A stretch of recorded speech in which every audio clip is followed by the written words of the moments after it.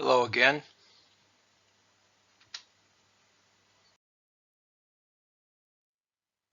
This is Math 1120 coming to you from the College of DuPage. The title of this lecture is Wave Boundary Behaviors 2. And as always, please be an attentive learner as you watch this video.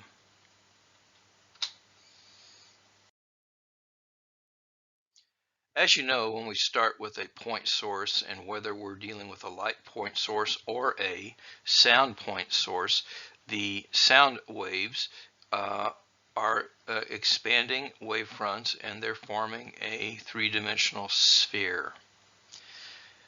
Point sound source produces spherical sound waves, and this is the alternating condensations and expansions of air, contractions and refractions, and this is a longitudinal wave, but the sound wave follows these paths.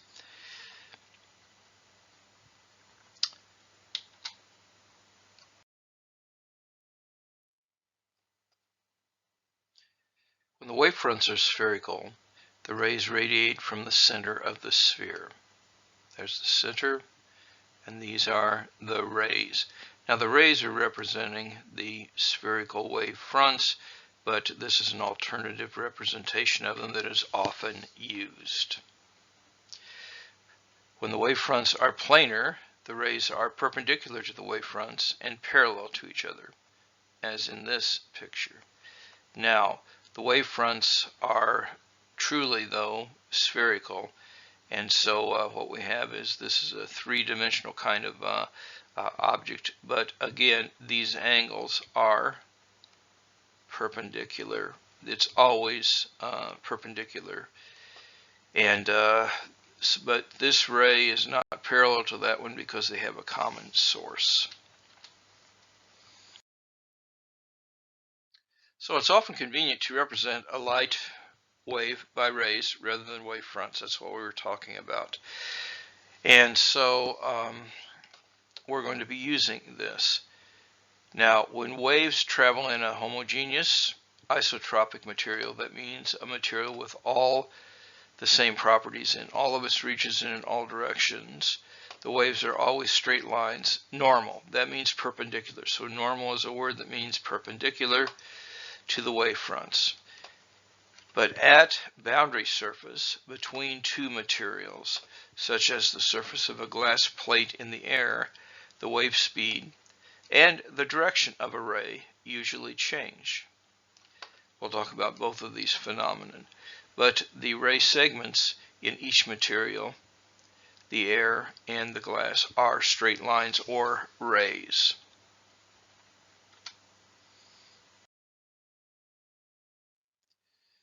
This changing of directions and speed is a topic that we'll discuss called reflection and refraction. So as an example, when a light wave or a sound wave strikes a surface,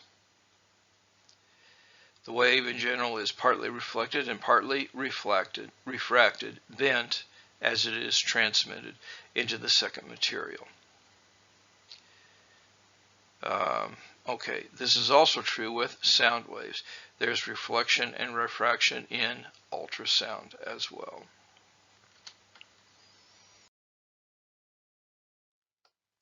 So here's a picture, and there's several things to be learned from this picture. So out here we have air, here we have glass. So you have things that are called incident rays. So these are incoming rays, and they will strike this surface. And some of it will be transmitted into the glass, and some of it will be reflected off the glass. So we have incident rays, reflected rays, and refracted rays. Now we have angles, and it's important for you to realize that the angles are always measured relative to the normal. I'll say that again because it's important and a source of confusion for some students.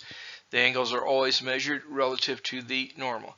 So here is one incident ray, here is the reflected ray, and here is the refracted ray. So the angles are This is the incident angle because it's the angle of the ray relative to the normal or perpendicular to the surface that we have. So this dotted line is the normal. There's where I measure the angle. This is the reflected wave ray. It is over here. And this is the angle of reflection. Again, both of these angles are measured to the normal. And here is the refracted ray. And again, the angle is measured to the normal. So we have rays and we have angles.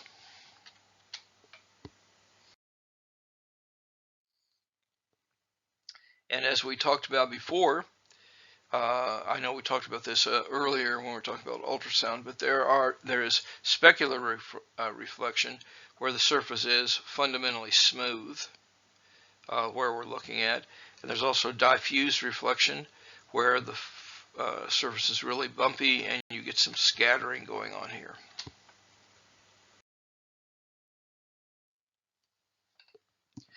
We define the index of refraction of an optical material.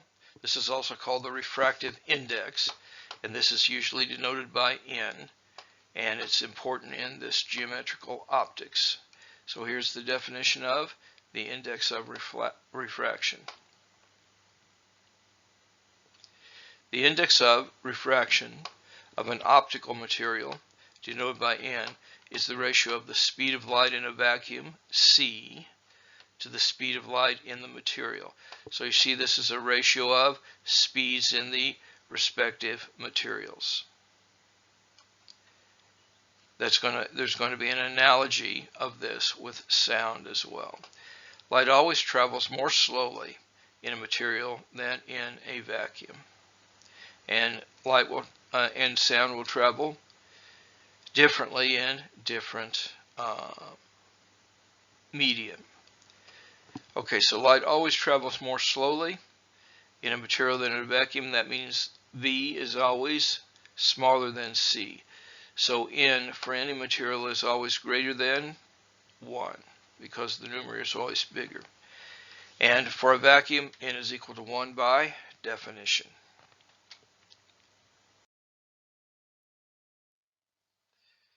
Okay, so here are some rules that are important. The incident, reflected, and refracted rays and the normal to the surface all lie in the same plane. We can draw a picture that is accurate. So these all lie in the same plane. As I said before, all these angles, the angle of incident, the angle of reflection, and the refracted angle are all measured from the normal, from the perpendicular. And this is a statement of Snell's law. We're going to have a couple of statements of Snell's law. They're really coming from the same physics. This is the first statement. When a monochromatic, that means single color, light ray crosses an interface between two given substances A and B, so you have substance A and substance B, the angles theta A and theta B are related to the indices of refraction of A and B by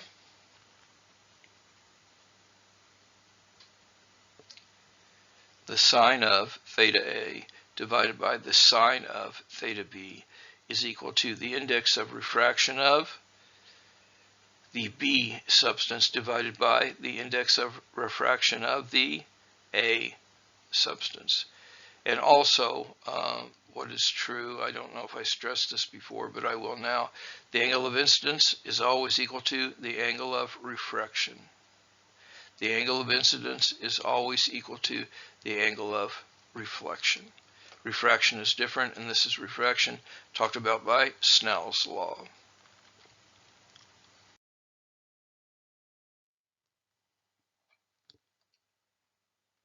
Here's a statement that the angle of incidence is always equal to the angle of reflection, and that's for all wavelength and for any pair of substances. So the angle of incidence always equal the angle of reflection. And then we have Snell's law, which is restated here. The sine of theta A over the sine of theta B is equal to the index of refraction of the B substance divided by the index of refraction of the A substance, or if you were to cross multiply here, that would be NA times theta sub A is equal to NB times sine of theta sub B.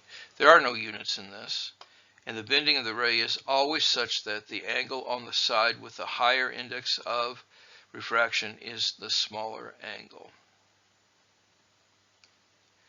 The angles are with respect to the normal again, and notice that if a ray intersects at a right angle, there is no bending, because the sine is going to be 1. There is no bending. Okay, so here in fact is an example of it hitting at a perpendicular angle. So when it hits at a perpendicular angle, a ray-oriented perpendicular surface does not bend, regardless of the material. There is no bending. A ray entering a layer of larger index of refraction bends towards the normal. So we're going along here. This is a bigger angle. And so, and here we're saying that the index of refraction of substance B is bigger than the index of refraction of substance A. Then we have this is bent towards the normal. So perpendicular, no bending. We have bending like this. And a ray entering a material of smaller index of refraction bends away from the normal.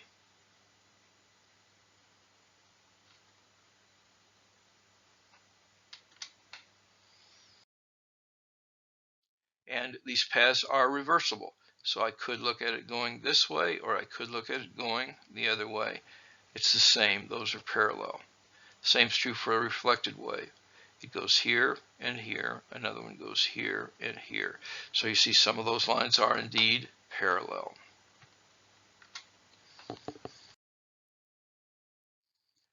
Now, we do tend to talk about these measurements for specific wavelengths of light. This is the yellow sodium light, and this reference for this table to be constructed was 589 nanometers, and that's what the lambda 0 is. So for that wavelength, we get these kind of things. You see that ice and air are different kinds of materials are different gases are different, and so on and so forth. There's a problem I'm suggesting that you do, and you'll want to know about water from this table, and you also want to know about air, and air is described here somewhere. Air is pretty much 1. I don't know if that's listed in the table or just listed before, but air is 1.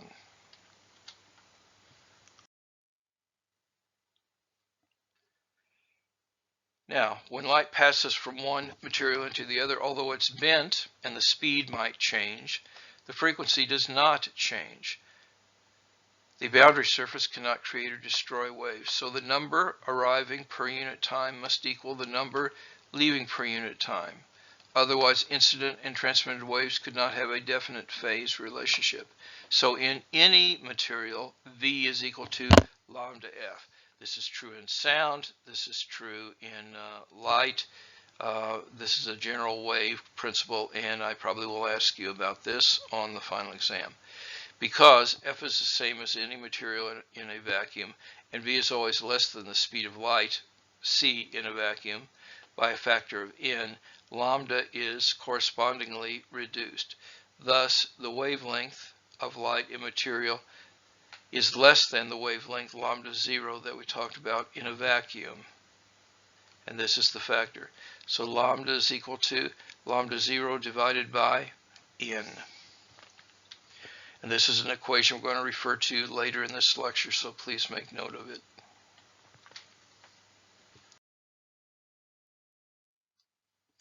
Let's do a problem where we have propagation from one medium to another. So this picture right here shows a light ray incident on a surface between two media. Here's media 1, here's media 2.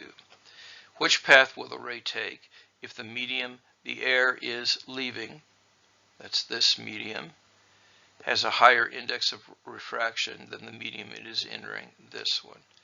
And you can say path A, path B, or path C. Well, if the ray follows path B, it doesn't bend at all. And so that can't be the answer because we said that these had different. That would mean the index of refraction was the same. So it can't be path B.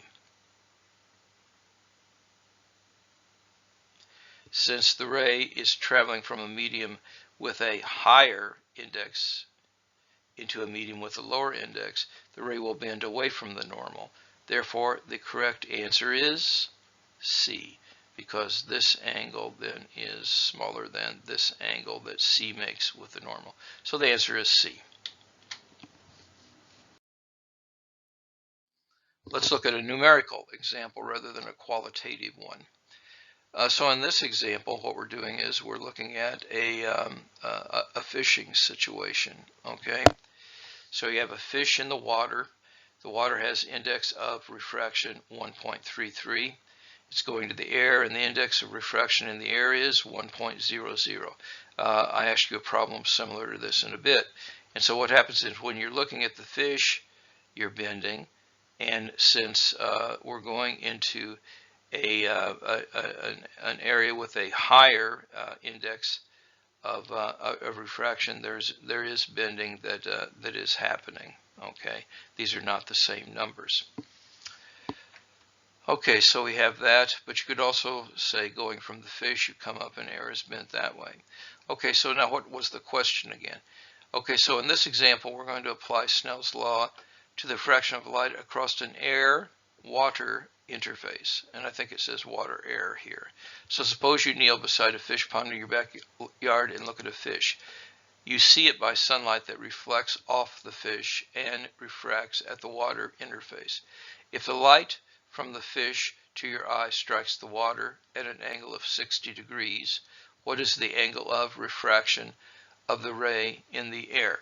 So what you do is, you see this is a higher index of refraction, so you have 60 degrees to normal. Now this is the angle that you are measuring. Okay, that's 60 degrees, but then and this is the normal to the surface. Okay, so even though that angle is 60 degrees, the angle normal to the surface, this perpendicular here, is going to be 30 degrees. So although they tell you this is 60 degrees, it's a different reference. So this is really the sine of 30, or this angle is 30 degrees that we have right now. So then we say, well, what happens up here then? And this angle we expect to be larger because the refraction index is smaller in air. But anyway, we have a bending here, and so the question is, what is theta sub b? Well, Snell's law tells us that if I take the ratio of this to this, that's related to the ratio of the sines. So, from Snell's law, then, we can solve here. This is Snell's law statement right here. So that is NA sine theta A is equal to NB sine theta B. So I can solve for sine of theta B in this. And then I can take the inverse sine. So the inverse sine is going to be this. I put in all the numbers. I find out that's 41.7 degrees. This is similar to the kinds of problems I would ask. If you want to try something, here's another practice problem.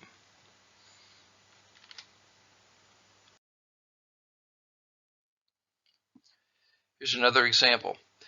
Here we're, and this is a multiple choice question. We're saying, which path does this follow, A, B, or C? Okay, so you have two pairs of pins are separated by a block of glass. You observe the pins so that the ray reaching your eyes pass through all the pins. Which of the choices represent the apparent position of the pins in the far side of the block? And so you have A, B, and C. The solution is the actual position of the pins below the glass is B. Okay, so that's where it is. And you notice that that is parallel to here. And what really is happening is, although you're getting bending happening one way, the bending reverses it the other way. And so what happens is this is bent one way, and then it's bent exactly the opposite way. And so they kind of cancel out. So that is why the answer is B.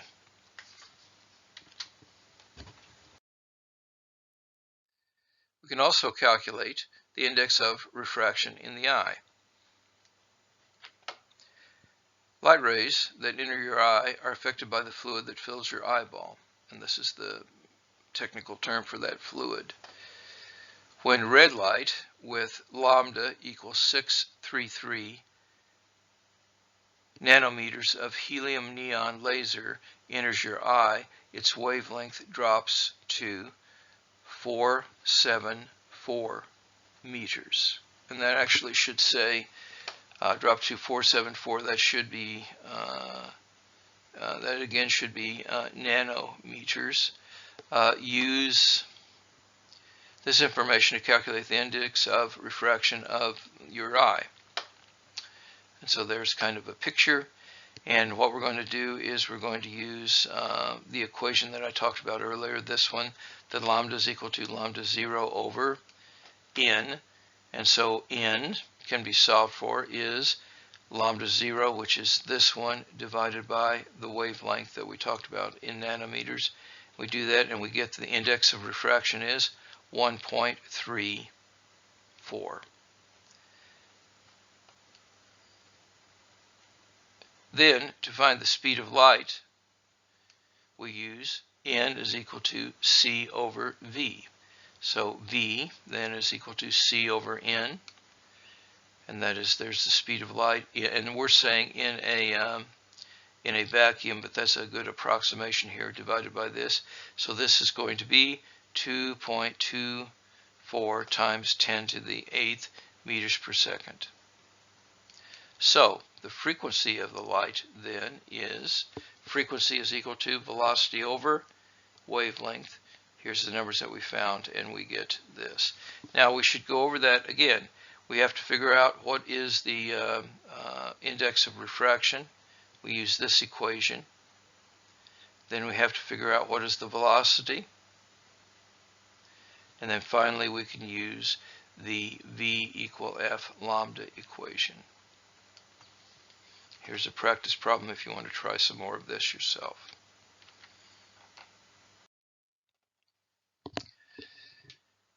And we can also study reflected waves. Here's a situation. You've got a wave coming in. It hits that.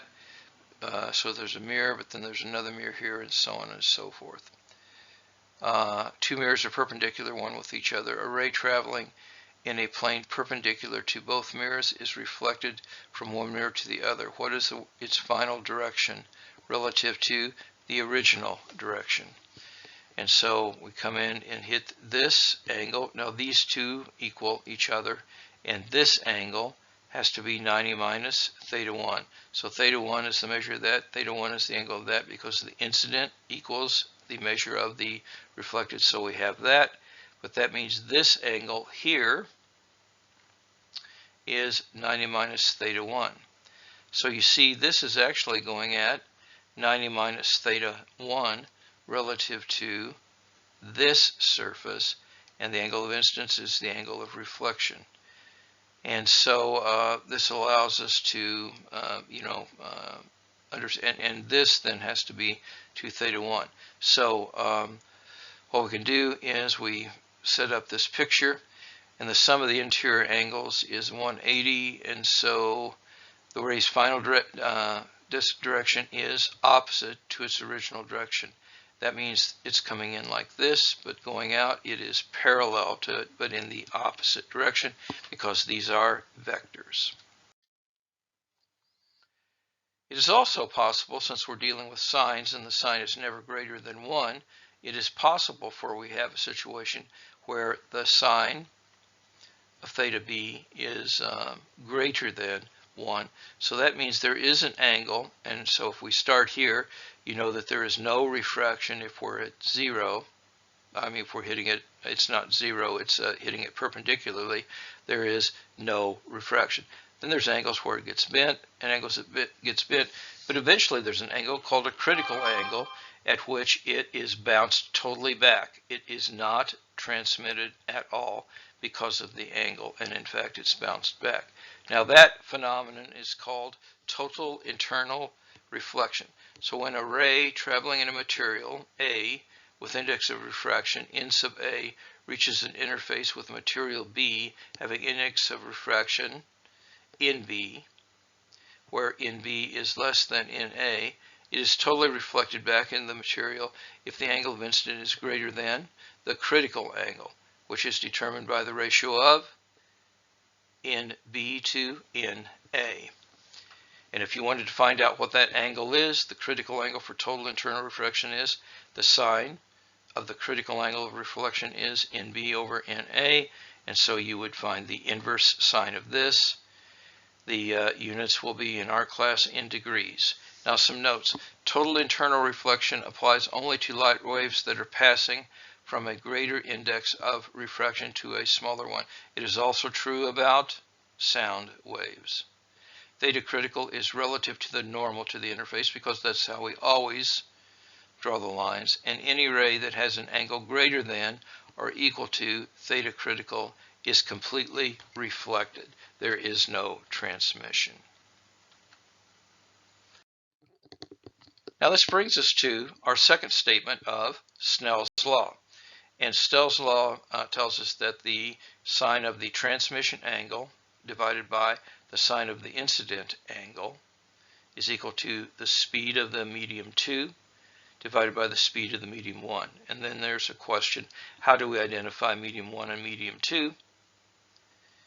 Medium 1 is defined as the medium in which the sound is traveling, and medium 2 is defined as the medium into which the sound is entering. And I call this Snell's law 2. It's derived from Snell's law 1. Okay, so here's some questions. Under what conditions will the transmission angle equal the incident angle? Well, that will happen if the speed of the incident ray is the same as the speed of the reflected ray. There's no difference between the two mediums, and the speed is the same. There is no reflection. Under what conditions will the transmission angle be greater than the incident angle? So here you see those two angles were the same, measured to the normal. Here you hit it, but this angle is bigger. You're being moved away from the normal. The transmission will be greater than the incident angle when the speed of medium 2 is greater than the speed of medium 1. And under what conditions will the transmission angle be less? That means it's going here and it moves closer to that. And the transmission angle will be less than the incident angle when the speed of medium 2 is less than the speed of medium 1. Again, this is something that I will test you on, is Snell's law, part 2. And this kind of summarizes the discussion that we had about what happens with the transmission angle and where is the speed greater.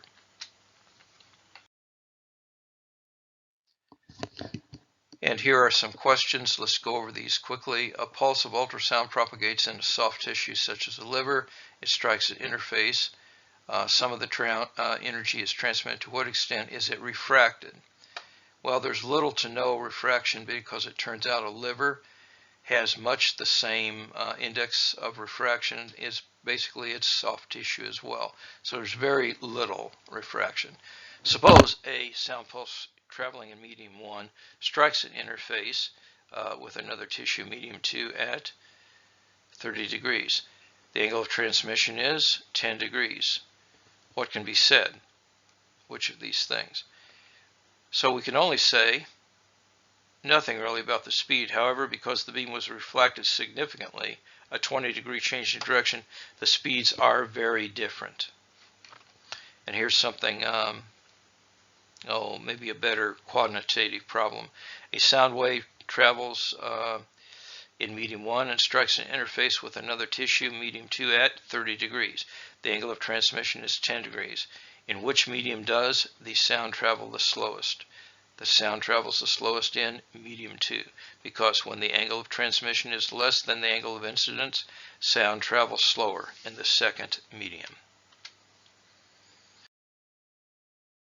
This is an LSA that I'm going to offer you. You have a guy who dropped his cell phone, so the sun flashes off his cell phone in the water, comes up here into the air, and goes up to his eye. And these are dimensions of how tall the guy is. This is how far he is from the edge of the pool. This is how deep the pool is. And what I'm asking you is to find out what is this distance. This is a nice problem and certainly similar to something I might ask you on a test. In closing, now more than ever, time is precious. Each day must count. Do the math. It will make you strong. And now more than ever, take care of yourself and of each other. May God bless you all.